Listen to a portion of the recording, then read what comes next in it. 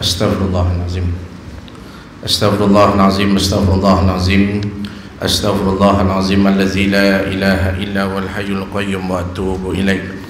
A'udzu billahi samii'il 'alim minasyaitonir rajim. Bismillahirrahmanirrahim.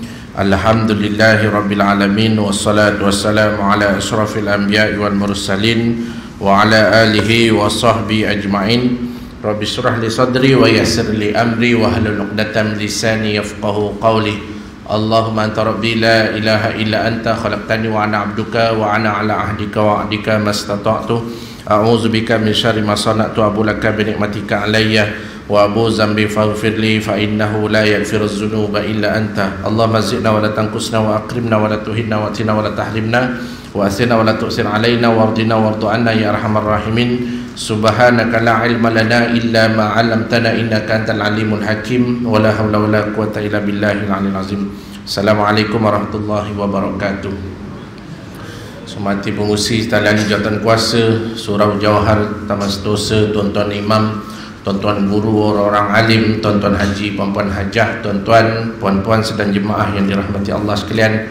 Mudah-mudahan sentiasa berada dalam keadaan yang baik-baik saja, dilimpahi rahmat dan hidayah oleh Allah Subhanahu wa taala, ketenangan dalam jiwa dan diberikan keupayaan untuk melakukan amal soleh, diberikan usia yang barakah, kesihatan tubuh badan, disembuhkan daripada segala bentuk penyakit yang terlekat pada tubuh badan, dipermudahkan segala urusan hidup dan urusan rezeki, dijauhkan daripada segala bentuk kesempitan dan juga kesusahan hidup, ancaman wabak dan musibah. Mohon pada Allah SWT mudah-mudahan Allah SWT eratkan hubungan kekeluargaan dan persaudaraan sama kita umat Islam di seluruh dunia, dan mudah-mudahan asbab pertemuan kita pada hari ini, pertemuan-pertemuan kita sebelum ini dan yang akan datang adalah pertemuan-pertemuan yang akan dapat membawa kita ni masuk dalam syurga bersama-sama insya-Allah. Jadi alhamdulillah, syukur pada Allah SWT, kita selesai menunaikan solat fardu maghrib berjemaah, diikuti dengan zikrullah, doa, selawat atas Nabi SAW. Mudah-mudahan diterimalah sebagai amalan yang dapat membawa kita masuk dalam syurga bersama-sama insya-Allah.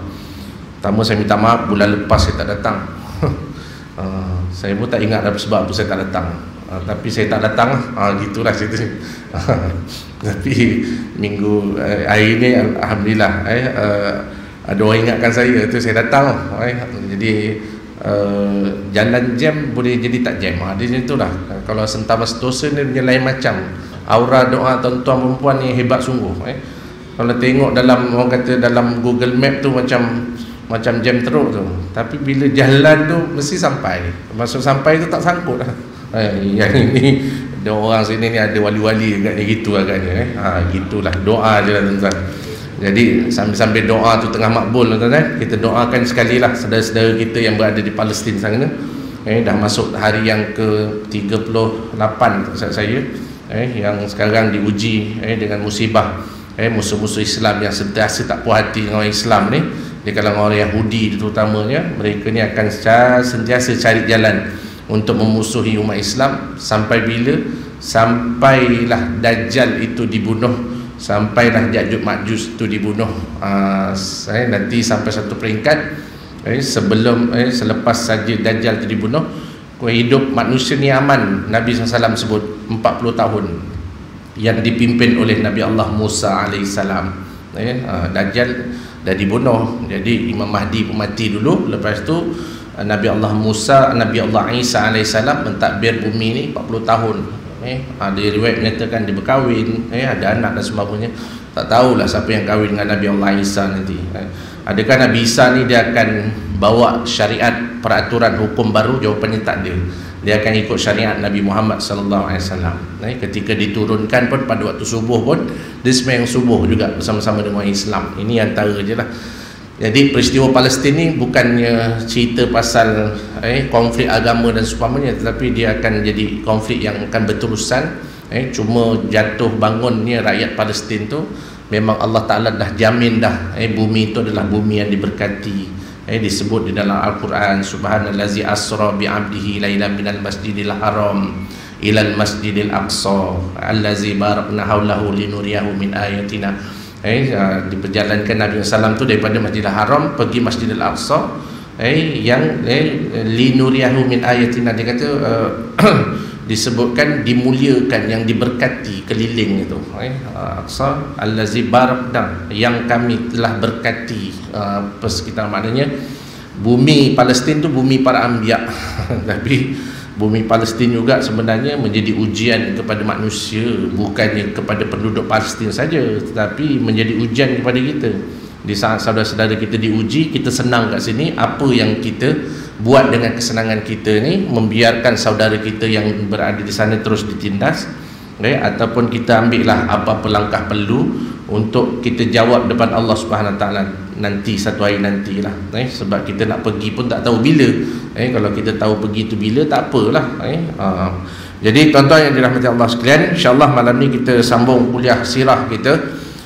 Saya pun dah tak berapa ingat sampai mana cerita sirah kita ni, sebab saya ngajar sirah dua tempat, satu di sini, satu lagi di Surau Taman Daya. Surau Taman Daya tu saya dah masuk tahun yang ke-6 Hijrah.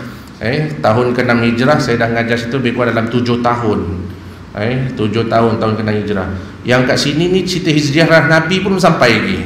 Baru cerita pasal dakwah Nabi je. Jadi saya tak tahu berapa lama lagi saya nak ceramah kat sini. Jadi yang sini sebulan sekali, dekat sana 2 bulan sekali, 7 tahun dah, tak habis-habis lagi. Jadi yang kat sana tu saya jangkakan 5 tahun baru selesai. 5 tahun lagi baru selesai. Kalau kat sini hijrah tak settle lagi ni. Hijrah Nabi pun masuk lagi.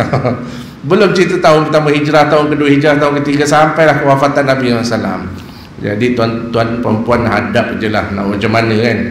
Buat orang kata sekadar kita nak buat refreshment je, nak ingat balik apa yang kita telah belajar ataupun kita telah tahu ketika dahulu.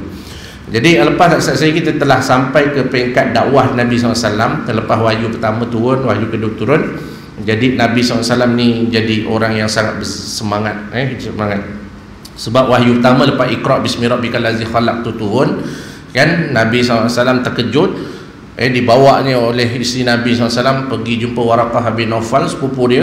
Lepas itu Waraqah bin Nawfal kata yang datang tu adalah Ruhul Qudus, iaitu Jibril alaihissalam, dan kamu adalah Nabi akhir zaman. Jadi Nabi SAW yakinlah dengan apa yang disebut oleh Waraqah bin Nawfal. Dia ni orang agama Nasrani, tuan-tuan. Dan Waraqah bin Nawfal ni pun merupakan seorang yang beragama Nasrani, dan dia adalah orang yang bertanggungjawab menterjemahkan kitab Injil dalam bahasa Arab, dalam bahasa Arab. Jadi lepas tu yakinlah. Jadi Nabi SAW sunyi dalam masa berapa bulan, ada pendapat sampai 3 tahun, tapi pandangan tu macam tak berapa nak logik sangat. Tapi kuat menyatakan 3 bulan hingga 6 bulan wahyu tak turun. Jadi dia rasa macam sedih, sayu, hiba, Allah Ta'ala ni marah aku ke, sebab apa? Sebab aku lari daripada Gua Hira, apa benda semua, cerita gitulah. Jadi yang menghiburkan hati Rasulullah SAW yang sedang duka kerana kenapa wahyu nombor 2 tu, wahyu seterusnya, ya ayyuhan muzammil, duhai orang-orang yang berselimut, kum fa'anzil, bangunlah untuk kamu beri peringatan.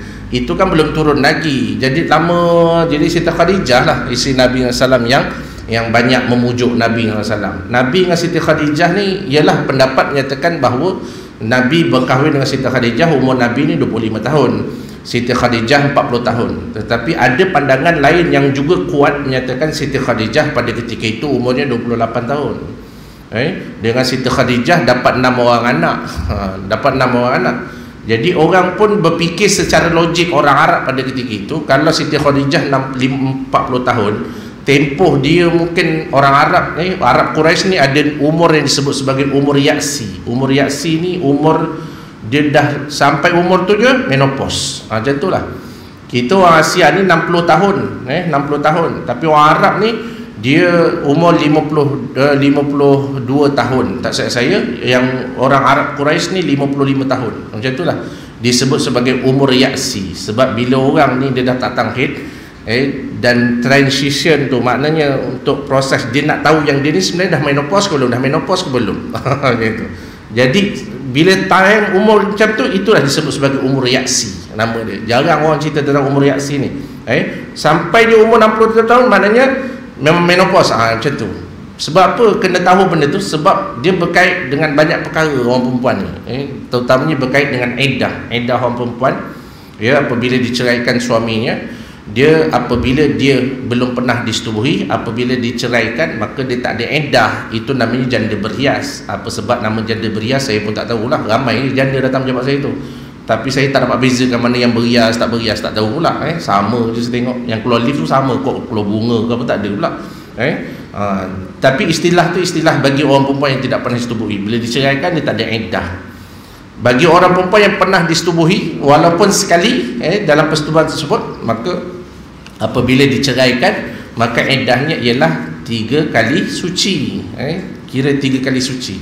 Anak-anak muda kita hari ni saya tengok ada yang beberapa ketika lepas lepas saya ceramah bab iddah, saya ceramah juga bab perkahwinan ni, bab iddah. Akhirnya ada hamba Allah datang jumpa saya. Dia kata, "Ustaz, masa saya kahwin dengan suami saya sekarang ni 8 tahun lepas. 8 tahun lepas tuan-tuan.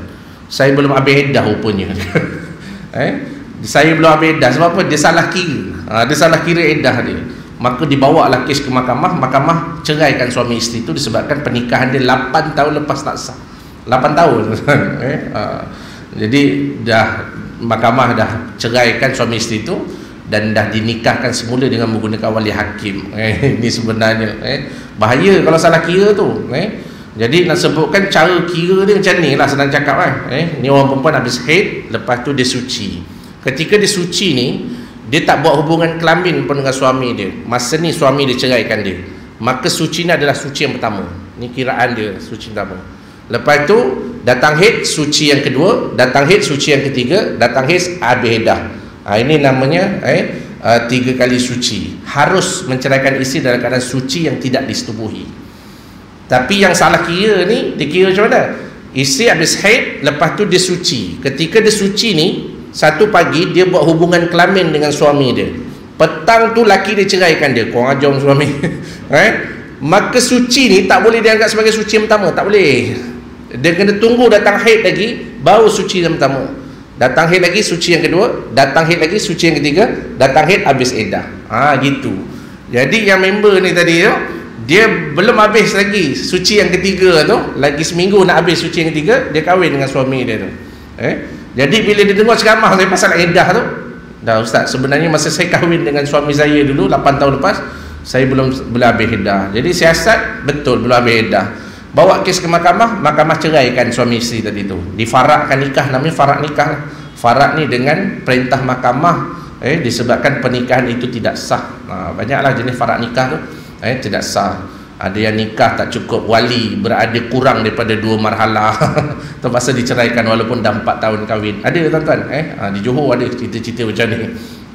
Ada juga orang datang jumpa saya, "Ustaz, isteri saya telah madukan saya." Pun ada juga orang perempuan memadukan suami dia. Kalau orang perempuan kena madu biasa dah, saya macam tak berapa nak simpati sangat. Tapi cerita orang lelaki kena madukan lagi sedih daripada cerita orang perempuan kena madukan. Sebab apa? Sebab rupa-rupanya isteri dia dah kahwin dah dulu dekat negara dia, tempat negara asal dia dulu. Kemudian dia dah ditinggalkan suami dia. Dia ingat tinggalkan suami tinggalkan dia tu automatik jatuh talak. Tak. Walaupun taklek dibaca tu, dia tak jatuh automatik.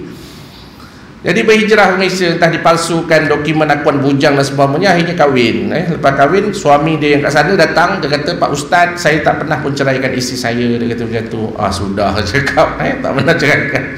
Siasat-siasat betul. Jadi suami baru dia kata, "Ustaz, isteri saya telah madukan saya." Sedih. Tak sah lah nikah dia. Bab hukum hakam macam ni, dia nampak macam remeh, tetapi kesan sangat besar. Sebab tu bab fiqh ni jangan main-main. Tak boleh lah ceritanya gitu. Kalau boleh lah, tak boleh lah cerita gitu.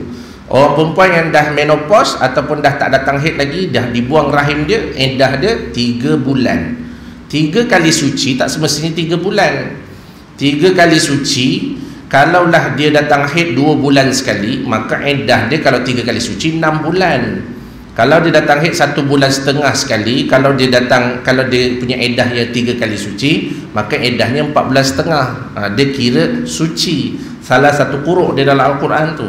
Tetapi bagi orang yang dah menopause ataupun orang perempuan yang dah tak datang haid, dah dibuang rahim dia, maka iddahnya ialah 3 bulan. 3 bulan tu tetap. 3 kali suci tu tak tetap. Begitu. Orang perempuan yang mengandung sehingga melahirkan anak ataupun keguguran, hari ni kena cerai, besok beranak, makanya lusa pada prinsipnya dah boleh kahwin lain dah, gitu secara prinsipnya lah, gitu. Tapi jangan gelojoh sangat, cerita gitu. Jadi ada proses dia. Orang perempuan yang kematian suami 4 bulan 10 hari, yang ini yang biasa yang kita dah dedahkan. Cumanya cara nak kira tu kadang-kadang jadi masalah dalam masyarakat kita. Sebab tu Nabi SAW berkahwin pun pada ketika umur Siti Khadijah tu 40 tahun, pandangan yang kuat. Tapi ada juga pandangan lain yang kuat menyatakan umur Siti Khadijah 28 tahun. Jadi bagi kita ni bab sirah ni tuan-tuan tak payah gaduh lah. Jangan seorang ni kata 40, satu lagi puak 28, gaduh pasal 28 dengan 40. Sebab fikir logik, kalau anak Siti Khadijah ada 6 dengan Rasulullah sallallahu alaihi wasallam, Siti Khadijah ni macam lambat dia punya menopause dia. Kalau nak kira gitulah. Jadi tak payah gaduh cerita pasal menopause tak menopause tuan-tuan. Tapi yang penting memang anak lahir daripada Nabi, daripada Siti Khadijah tu 6 orang. Satu daripada Mariatul Qibtiyah, anak yang bernama Ibrahim. Satu orang yang lahir daripada isteri yang namanya Mariatul Qibtiyah. Itu antaranya lah. Senang cakap tu yang memujuk Nabi SAW tu. Jadi umur Nabi, tapi sepakat para ulama umur Siti Khadijah tu jauh lebih tua daripada umur Rasulullah SAW. Tu ya, betul. Cuma jarak umur tu wallahualam lah, sama ada 40 ataupun 28, pandangan yang agak kuat. Jadi bila wahyu tak turun ni, yang selalu menggembirakan hati Rasulullah adalah isteri Nabi lah, Siti Khadijah. Nabi ni manja dengan Siti Khadijah kan? Dia manja sungguh. Kita manja dengan bini kita. Ke bini-bini kita nak manja dengan kita, kita buat bodoh ke? Yang itu ramai. Saya baru je nak gesel-gesel dengan dia, dia kata, rimas. Dah kecil hati isterinya tadi. Nak tunjukkan Nabi SAW manja sungguh dengan Siti Khadijah ni sambil-sambil tuan-tuan. Buat-buat kat anak-anak kita esok. Ustaz buat ke? Mana boleh cakap? Tak boleh cakap. Nak sebutkan bahawa Siti Khadijah ni satu ketika Nabi SAW dia rasa macam yang dijumpakan malaikat Jibril AS. Jadi bila awal-awal perkenalan antara Nabi SAW dengan malaikat Jibril, kan lepas bila wahyu turun terus menerus, Jibril banyaklah jumpa Nabi SAW. Tapi awal-awal bila Jibril SAW tu baru kenal jumpa kat Gua Hira, lepas tu peluk pula tu 3 kali, Iqra 3 kali, tak pening member tu. Itu yang Nabi SAW menggeletar badan tu. Kita duduk malam kat sini kat surau ni, agaknya kita sorang-sorang tu, tiba-tiba ada orang peluk kita di belakang. Agak-agak rasa apa tuan-tuan? Wih, jangan cik pasal. Maka Nabi SAW ni awal-awal. Jadi bila jumpa, kadang-kadang tertanya-tanya lah dalam diri kita tu, ini sebenarnya malaikat ke? Sebab yang sebut malaikat tu siapa? Yang sebut malaikat tu Waraqah bin Nawfal. Jadi ni sebenarnya yang jumpa aku kat gua ni jin ke malaikat? Jin ke malaikat? Nampak tak cerita itu? Tertanya-tanya. Sebab tak semua yang kita jumpa tu jin, kadang-kadang dia malaikat. Pula yang datang tu Israel pula tu, malaikat maut pula. Duduk sama-sama dengar ceramah kita hari ni tuan-tuan. Agak-agak boleh tenang jiwa. Tak. Habis jin ada tak? Jin pun ada juga. Sekarang kita nak bezakan jin dengan malaikat tu macam mana? Sudah cerita gitu. Maka Nabi SAW pun satu ketika dia tanya dengan Siti Khadijah, wahai Khadijah, sebab Nabi panggil Siti Khadijah dengan panggil Khadijah. Panggil Khadijah binti Khuwailid tu Khadijah. Nabi SAW panggil Khadijah, dia kata, alah macam kita panggil Jah, gitulah kan, nama manja gitulah. Confused dia kata. Jibril ni sebenarnya malaikat ke jin? Dia kata gitu. Jadi yang jumpa malaikat Jibril ni Rasulullah saja. Yang nampak Jibril ni Rasulullah saja. Hanya keadaan-keadaan tertentu je Jibril ni menjelmakan diri dia, dan sahabat Nabi pernah nampak Jibril AS. Tapi kebanyakannya para sahabat Nabi tak nampak Jibril tu. Itu pun Jibril kalau datang dia menyerupai manusia. Sehingga satu ketika Nabi SAW setengah duduk, dan Nabi Rasulullah SAW tu sedang menyampaikan risalah dakwahnya, datang seorang lelaki berjubah putih, jalan dan duduk depan Nabi SAW. Lutut bertemu lutut. Ni orang kata kaedah talaki tu, maknanya kalau dulu-dulu tok guru orang pondok dulu, lutut dengan lutut ni nak sampai ke ilmu ni. Lutut dengan lutut. Dia tanya mahuwa iman, mahuwa Islam, apa itu iman, apa itu Islam, apa itu ihsan. Nabi SAW sebut satu, dan Nabi SAW, dan bila Nabi dah jawab tu, Orang yang pakai baju putih ni kata sadaqta ya Rasulullah, sadaqta ya Muhammad, kamu benar wahai Muhammad. Jadi sahabat-sahabat Nabi semua jadi pelik. Engkau datang kau tanya Rasulullah, bila Nabi sallallahu alaihi wasallam jawab, engkau cakap betul kau ya Rasulullah. Tak pelik tuan-tuan, jadi gitu. Jadi dalam hidup Nabi SAW, biasanya Nabi SAW jumpa Jibril AS ni, dan Jibril AS ni pernah menyerupai dua orang sahabat Nabi SAW. Saya pernah cerita dululah. Dua orang sahabat Nabi, dan kedua-dua sahabat Nabi ni bila dikaji-kaji oleh para ulama, dia orang yang sangat kemas. Mana penampilan dia memang segak. Iaitu yang pertamanya, dia pernah menyerupai Zubair bin Awam radhiyallahu anhu. Zubair bin Awam ni sahabat Nabi yang juga sepupu Nabi SAW. Dia punya tinggi dia tuan-tuan 2 meter 2 meter lebih lah, tinggi lah gitu. Dia dengan Sayyidina Umar lebih kurang sama. Yang pernah saya cakap dulu, kalau duduk di atas kuda, kaki cecah lantai, macam itulah dia punya tinggi dia. Tetapi nak sebutkan, Zubair bin Awam ni kan tokek tekstil, maknanya fabric dia jual kain-kain dan sebagainya. Dia pergi berdagang jual kain. Jadi dia pakaian penampilan diri dia pun sangat kemas, sangat kemas. Nak pergi perang pun kemas juga. Nak pergi perang pun kemas. Sampai dalam peperangan Badar pun ada orang tengok Zubair bin Awam naik kuda dengan melilit kepala dia dengan serban berwarna kuning, selendang kuning tu, kemudian dia pacu kuda. Dan orang nampak, dahsyatnya Zubair bin Awam. Sebenarnya itu adalah Jibril AS yang diserupai oleh Jibril radhiyallahu anhu, Jibril AS sebut itu. Yang keduanya, Jibril AS pernah menyerupai Dihya bin Khalifah Abi Kalbi, pun sahabat Nabi sallallahu alaihi wasallam yang segak orangnya. Jadi rupa-rupanya tuan-tuan, Jibril ni, malaikat ni satu makhluk, malaikat yang suka dengan kebersihan dan yang segak-segak, orang kata yang kemas lah, bukan segak, kemas lah sengaja kat itu. Jadi orang yang menjaga kebersihan dan orang yang sentiasa kemas ni tuan-tuan, dia suka didampingi oleh malaikat Allah Subhanahu Wa Taala. Tapi kalau jenis jaga memang selekeh, korek hidung pun pergi gosok kat mana-mana je ni, dia pergi korek hidung, dia pergi pula lap dekat badan member tu. Yang ini bukan malaikat duduk sebelah dia, yang ini bapak jin dekat situ. Sebab tu bila pergi dekat Gua Hira tu awal-awal tu, jadi dia tadi tanya, wahai Khadijah, itu sebenarnya malaikat ke itu jin? Dia kata begitu. Jadi Siti Khadijah tuan, dia matang tuan, business woman, sangat berjaya, sangat faham lah, orang bangsawan. Dia pun cakap kepada Rasulullah, baca ni lah bang, dia kata, nanti kalau Jibril datang, panggil saya. Dia kata itu, panggil saya. Pendek cerita lagi, tak habis ceramah saya ni tuan-tuan, belum masuk tajuk lagi. Nak sebutkan, satu ketika Jibril pun datang. Maka Nabi SAW disebut dalam riwayat ni, Nabi SAW memanggil Khadijah dengan panggilan manja seperti budak-budak. Dia seperti anak kecil. Khadijah, Jibril dah datang, agaknya gitulah. Agaknya gitu. Jangan bayangkan apa saya cakap. Saya sebut tu macam itulah. Terpendaling, Jibril dah datang, ting-tong kan. Jangan bayangkan macam tu tuan-tuan. Maka pada ketika itu Khadijah pun datang. Duduk sebelah Nabi sallallahu alaihi wasallam.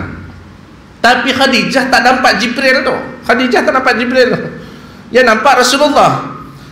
Jadi sekarang wahai Khadijah, bagi tahu aku, sebenarnya Jibril ni malaikat ke jin?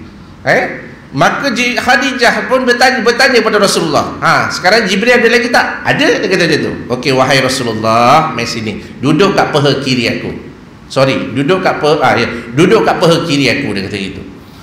Maka Nabi pun duduk kat atas paha kiri Sayyidatina Khadijah.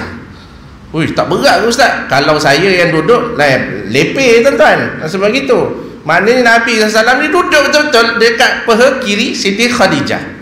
Maka Siti Khadijah kata, ketika Nabi duduk ni, ada lagi tak Jibril? Ada, dia kata macam tu. Kalau macam tu, kamu pindah pula, duduk pula kat paha sebelah kanan. Nabi SAW pindah, duduk kat paha sebelah kanan.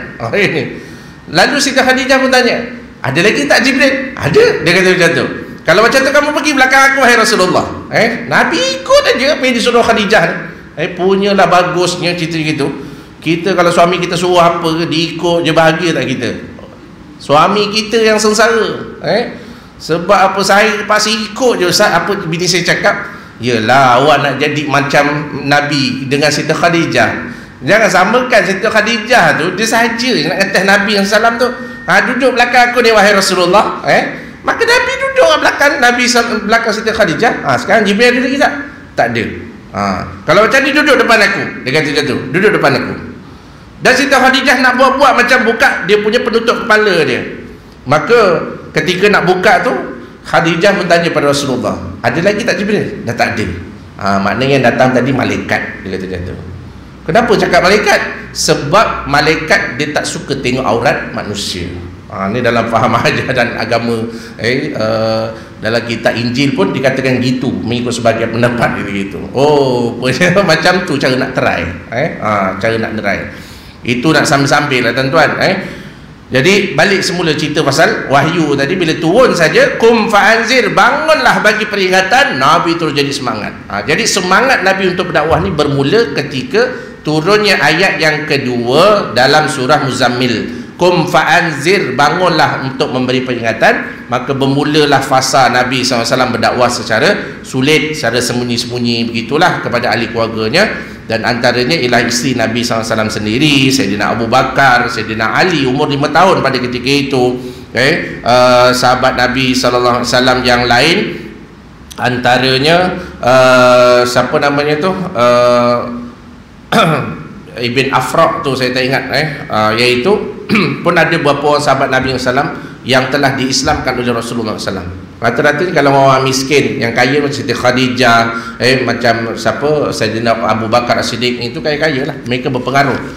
Jadi nak sebutkan dah masuk Islam begitu, sehinggalah nak masuknya dakwah secara sulit. Arkam bin Abi Arkam sama rumah dia ni dijadikan tempat untuk menyebarkan Islam pada peringkat awal.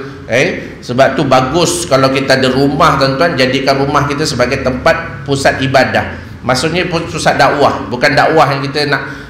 Contohnya rumah kita dijadikan tempat orang untuk belajar mengaji begitu. Contohnya dari kawasan tempat kita, adalah kat rumah pun dah tak ada siapa.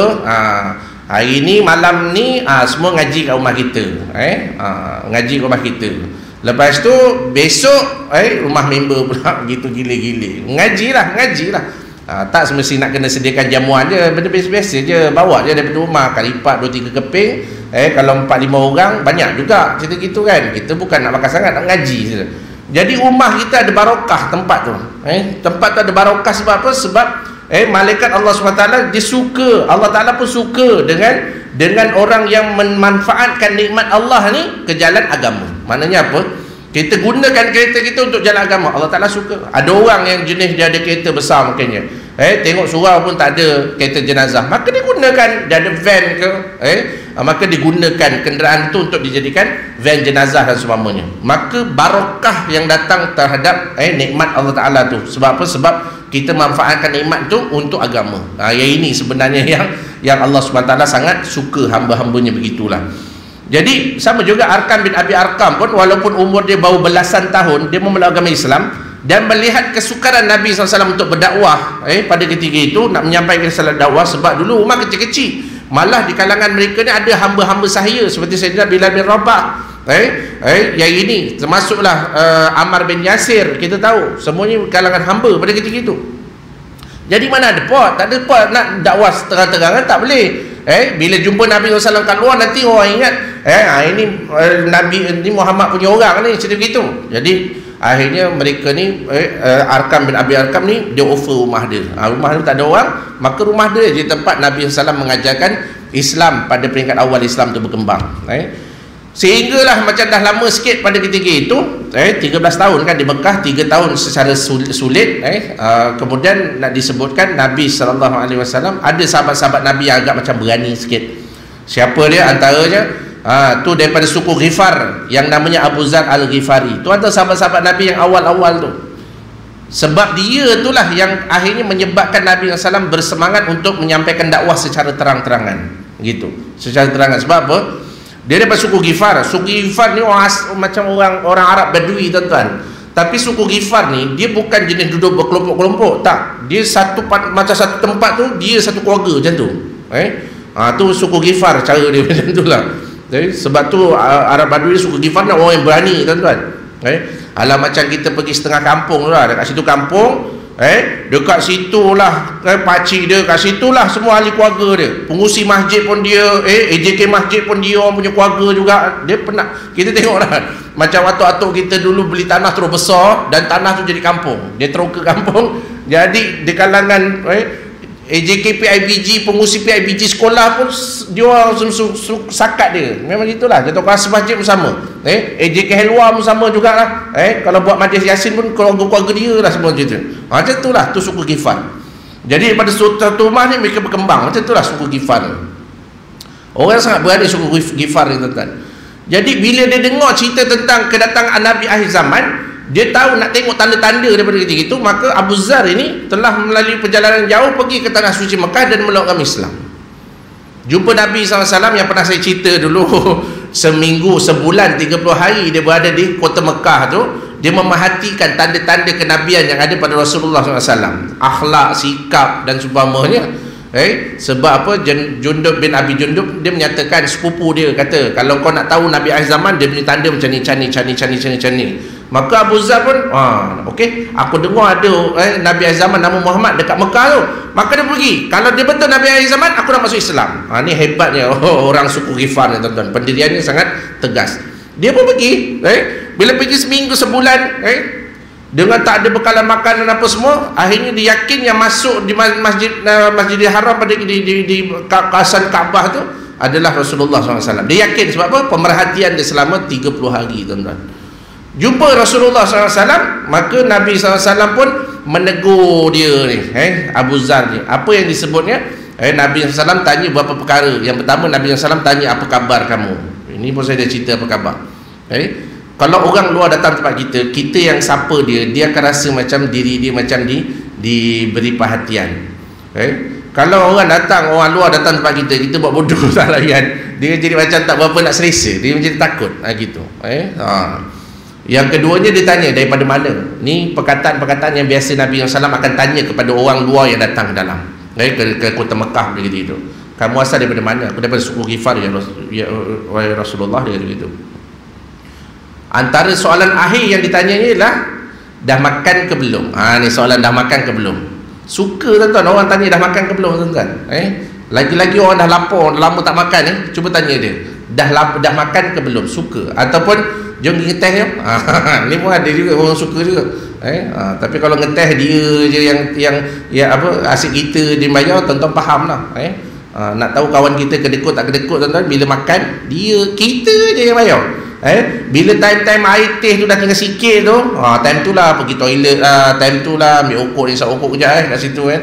Yang kita pula terkiar-kiar. Ingatkan dia nak bayar, rupanya kita juga yang bayar. Tak apalah, niat sedekah je lah. Tak ada kena-mengena pun apa saya cerita tu.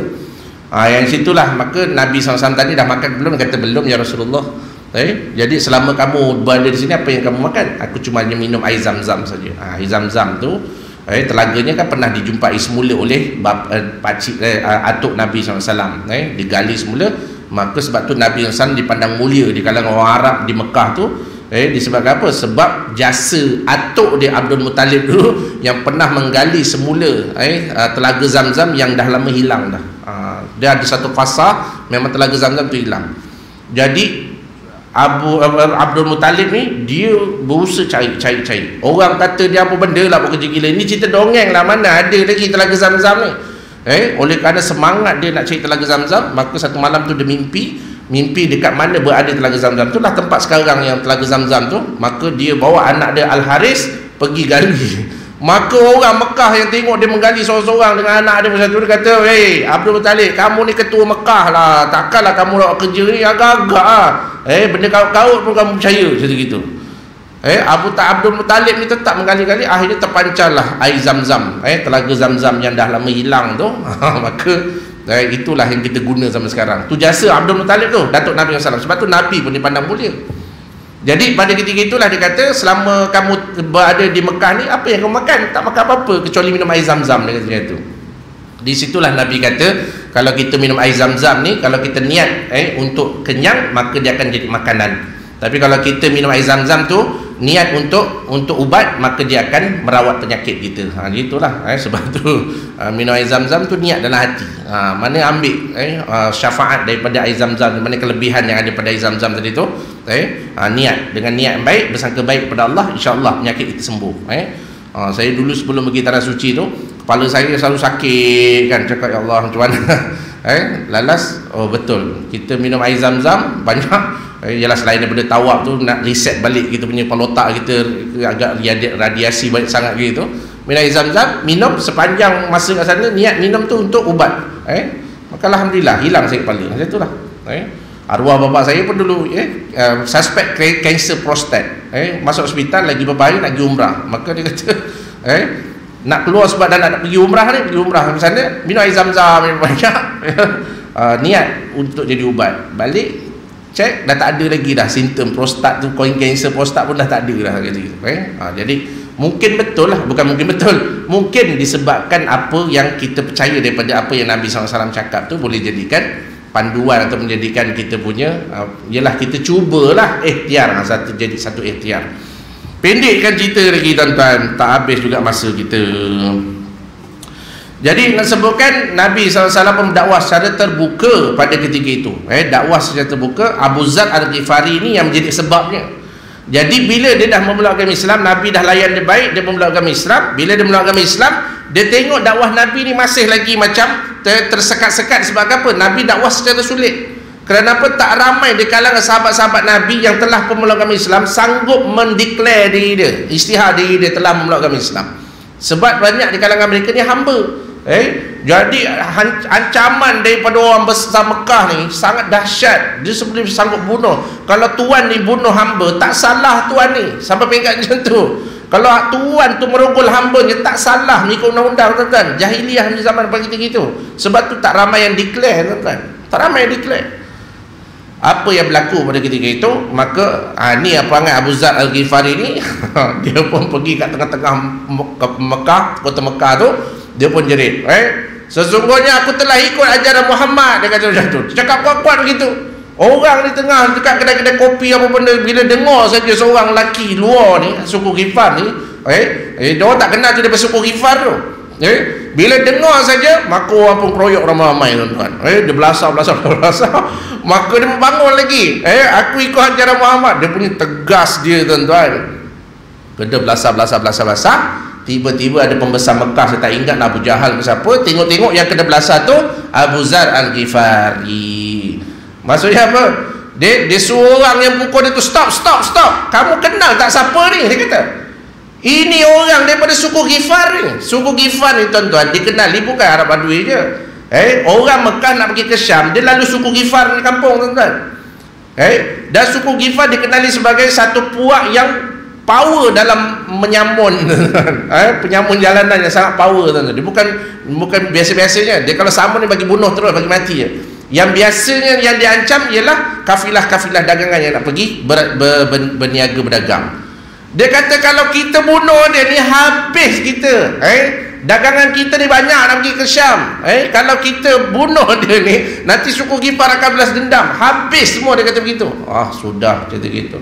Akhirnya itulah episod bermula Abu Zar tu. Orang tak berani nak usik, tuan-tuan. Abu Zar ni pernah, bila dia dah pada tahun yang ke-6 hijrah lah, Abu Zar ni sebenarnya dia ni dah banyak membantu Nabi SAW berjihad semua. Masa tu dah banyak peperangan pun dia pergi, sehingga satu peringkat disempat satu tempat nama Zilqarat. Zilqarat tu satu tempat di timur Madinah, yang tempat tu adalah kawasan hutan. Dulu pun dia Arab Badui, duduk seorang gitu. Zilqarat ni pernah diserahkan kepada Bani Fazarah. Bani Fazarah ni, dia satu suku yang sangat bodoh dekat tanah Mekah, tanah Arab dulu. Sangat bodoh sangat, dikenali sebagai tanah bodoh. Tapi dia taat pada ketua dia. Disebut oleh ahli sejarah, dia sangat bodoh dan orang Jawa cakap bongok, macam tu lah. Dia bukan bodoh je, dia bodoh dan bongok ke, bodoh dan apa macam tu lah. Maka Bani Fazarah ni, masa Nabi SAW ke utara Madinah, bukan timur, utara Madinah tu, maka Nabi SAW kan dah jadi ketua Madinah, maka dia pun telah menjalinkan hubungan baik dengan ketua Bani Fazarah, Uyainah ni. Jadi Uyainah ni minta tanah daripada Nabi SAW. Maka Nabi SAW bagi satu kawasan besar, iaitu Zilqarat. Dan juga Zilqarat tu dia ada satu kawasan hutan. Yang kedua adalah tanah yang subur untuk bercucuk tanam. Dan siapa bela unta letak situ, unta jadi gemuk-gemuk. Cerita gitu lah. Jadi dalam peperangan Khandaq, pendek cerita lagi, peperangan Khandaq ni, Bani Fazarah ni boleh bersekongkol pula dengan tentera musuh, mana dah melanggar perjanjian dengan Nabi SAW. Maka dia jadi bila dalam peperangan Khandaq tu dia orang kalah, maka Bani Fazarah ni pun melarikan diri lah. Tanah tu sekarang kosong, tanah yang Nabi SAW dah bagi. Sebab apa? Bani Fazarah tak banyak pergi. Orang tanya saya, Ustaz, orang Arab kat Mekah tu kan pada pasir, daripada mana dia orang buat rumah dapat sumber kayu? Daripada Zilqarat tu lah tempat tu. Unta-unta, siapa beli unta banyak, bawa unta tu upah ke orang, bawa pergi Zilqarat, sebulan 2 bulan unta dia gemuk, tuan-tuan. Sebab apa? Sebab banyak dia punya hasil tanaman kat sana yang jadi sumber makanan unta-unta yang ada kat sana. Jadi dah lama kali tahun ke-6 tu, Nabi SAW pun didatangi oleh Abu Zar. Dia kata, ya Rasulullah, aku nak minta izin Rasulullah, aku nak duduk balik, aku nak tinggalkan kat Zilqarat sana dengan keluarga aku. Dia jenis satu bangsa memang suka duduk sendiri-sendiri satu keluarga, saya cakap tadi kan. Nabi SAW kata, aku tak sedar hati wahai Abu Zar. Dia kata, jangan risau ya Rasulullah, aku ni daripada suku Ghifar, memang dah biasa dah duduk seorang-seorang dengan ahli keluarga semua. Maka akhirnya Nabi pun restulah untuk dia pergi berhijrah. Cuma dia kata nanti kalau apa-apa roja lah, macam gitulah, agaknya gitulah. Maknanya bukan tinggalkan Rasulullah, tak. Kalau Rasulullah perlukan dia, apa-apa roja lah, gitulah senang cakap gitu. Bahasa budak-budak sekarang, tuan-tuan. Apa-apa elok je lah, nanti aku datang lah, gitu.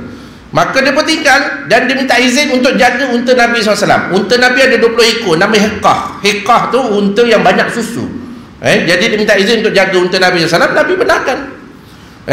Jadi dia duduk harmoni beberapa ketika dekat Zilqarat tu, bersama dengan keluarga dia. Tiba-tiba satu malam dia telah dirompak oleh sekumpulan Bani Fazarah. Ni mulanya peperangan telah berlaku dengan dengan Bani Fazarah balik. Dulu dia baik dengan Rasulullah, sekarang Rasulullah memerangi Bani Fazarah. Sebab apa? Sebab dia telah berpaling tadah. Ni jawapan. Jadi dia kepung rumah Abu Zar satu malam. Jadi Abu Zar, bini dia, anak dia, menantu dia, dia ada 4 orang duduk situ. Jadi bila dengar soksek-soksek kat luar tu malam tu, anak Abu Zar keluar dan akhirnya anak Abu Zar kena bunuh. Jadi Abu Zar dengan cedera-cedera dengan anak bini dia, dengan anak menantu dia, melarikan diri. Sampailah dekat Madinah, sampai berita malam tu sebelum subuh, tuan-tuan, Nabi tengah solat tahajud, Nabi pendengar teriakan daripada Abdurrahman bin Auf. Unta Rasulullah telah kena kena rampak. Sahabat Nabi ni bukan cerita pasal Abu Zar ni keluarga kena serang, tak. Mereka sebut apa? Wahai orang-orang Madinah, sesungguhnya unta Rasulullah Al-Hiqah telah pun dirampas oleh Bani Fazarah. Faham tak tuan-tuan? Sahabat-sahabat Nabi lebih memberi keutamaan kepada harta benda Nabi, nyawa Nabi SAW berbanding dengan yang lainnya, tuan-tuan, termasuklah diri mereka sendiri. Walaupun member tadi dah seorang kena bunuh, tuan-tuan, tetapi dia menjerit tu. Jadi bangkit orang-orang Madinah awal pagi tu nak membantu dapatkan balik unta Nabi, bukan nak selamatkan keluarga Abu Zar ni. Hebat pada situ. Maka disitulah Nabi SAW menghantar skuad. Sebab dia ada 10,000 tentera, tuan-tuan. Bani Fazarah ni banyak, walaupun dia bodoh tapi taat. Jadi 10,000 ni Nabi hantar 500 orang, 5 hingga 700 orang ikut sebagai pendapat. Dan skuad berkuda malam tu terus gegar, terus 500 orang untuk pergi kejar. Kejar tu Bani Fazarah tu. Ada seorang sahabat Nabi namanya Abu Iyasi. Abu Iyasi ni, tuan-tuan, tadi Yaksi, yang ni Abu Iyasi ni, tuan-tuan, dia ada kuda dia memang canggih lah, kuda hebat. Jadi ketika malam tu nak digerakkan, Nabi SAW bagi tahu pada ayah Abu Iyasi, dia kata, kuda kamu ni serah dulu kepada kawan yang lebih power bawa kuda, dia kata. Dia punya semangat nak selamatkan unta Nabi SAW. Dia kata, ya Rasulullah, biar aku bawa kuda aku, ya Rasulullah, sebab aku lebih terror. Tak ada orang yang lebih terror bawa kuda aku kecuali aku. Dia tak dengar kata. Apa yang berlaku? Maka dia pun pacu-pacu kuda 10, 20 minit, 50 hasta selepas tu dia pun tersukur jatuh. Ni orang kata, kalau kita ni kata, tu aku alat, kata orang cakap-cakap tak nak dengar. Itu bila dia jatuh, baru dia akut, maknanya yang datang daripada Rasulullah masih patuh, masih taat, walaupun terhadap benda-benda yang mudah. Walaupun kuda sendiri, Nabi kata, bagi kuda kamu daripada kawan kamu, biar cepat sikit kejar Bani Fazarah tu. Ya Rasulullah, biar aku pergi, ya Rasulullah. Itu semangat betul nak selamatkan unta Nabi. Bukan cerita pasal nak selamatkan Abu Zar tadi. Itu kisah dia tuan-tuan. Peristiwa Zil Qarat itu, nanti ada seorang sahabat Nabi yang namanya Abu Qatadah, dia punya kepala kena panah. Kemudian dia dapat lawan musuh, panjanglah cerita dia. Dan musuh tu mati, ketua dia tu Mus'idah namanya, dia pun buka baju, dia tukar baju. Ni salah satu bentuk penyamaran, dia pakai baju musuh tu. Tentera musuh punya baju tu dipakai. Kan banyak dalam cerita drama tuan-tuan. Akhirnya dia dapat bunuh perempuan-perempuan tu, dan akhirnya jumpa Nabi SAW. Abu Qatadah rujuk pada Nabi, walaupun anak panah terpacat ni dia boleh cabut sendiri, dia rujuk juga Nabi SAW. Ini akhlak sahabat Nabi SAW. Nabi SAW cabut, Nabi letak tangan dia, tekap dan sapu muka ni, maka hilanglah. Ni antara mukjizat Rasulullah SAW. Dia pandai merawat, dan bila merawat tu kulit yang koyak ni terus sambung, macam kulit yang malah lebih baik daripada kulit yang sebelum koyak tadi. Dan muka yang disapu tuan-tuan, sahabat Nabi menyatakan bahawa umur dia ni Allah Ta'ala bagi keberkatan. Abu Qatadah ni seorang pahlawan yang hebat ni sampai 70 tahun lebih. Dan muka yang diusap oleh Rasulullah SAW tu muka jadi awet muda. Barakah tangan Rasulullah SAW, muka jadi awet muda. Seperti belia Arab berumur 15 tahun. 15 tahun jangan bayangkan ni apa remaja Jawa bukan. Ini Jawa macam saya. Ini Arab tuan-tuan, ganteng ni cerita gitu. 70 tahun muka macam pemuda tuan-tuan. Cerita sebab barakah yang datang daripada tangan Nabi SAW. Jadi balik ni tuan-tuan, cuba balik usap tengok muka isi tadi dah banyak kedut tu, cuba usap muka dia. Kalau muka dia jadi macam muda tu, maknanya bujarab lah tu. Kalau makin berkedut tu, maknanya ada masalah lah tu. Gitu. Ni gurau je ni yang buat betul-betul. Lepas abang usap saya usap abang pula. Dia kata macam tu. Rupa-rupanya dua-dua tak berkat. Jadi tuan-tuan cukup rasakan tu. Tak masuk tajuk lagi. Entah bila nak masuk tajuk ni saya pun tak tahu lah tuan. Jadi insyaAllah kita cerita tentang dakwah secara terterangan ni. Nanti adalah tim-tim yang diwujudkan untuk nak menghina Nabi. Satu puak menghina Nabi ni ahli sihir. Satu puak ni menghina Nabi ni sebagai pendusta. Ada satu puak menyatakan Nabi itu pemecah belah masyarakat. Ada satu puak lagi menyatakan Nabi gila. Diorang bergabung ni sehingga orang luar Mekah masuk, dia akan diberikan propaganda untuk memburuk-burukkan Nabi SAW. Dan akhirnya orang-orang luar tu yang dah diburuk-burukkan oleh orang-orang Mekah tu, bila jumpa Nabi face to face ni, maka dia jadi macam tak percaya apa yang dia orang cakap. Dan akhirnya mereka yang luar tu banyak melanggar Islam, termasuklah orang Aus dan Khazraj yang akhirnya membawa Nabi SAW berhijrah dari kota Mekah ke kota Madinah.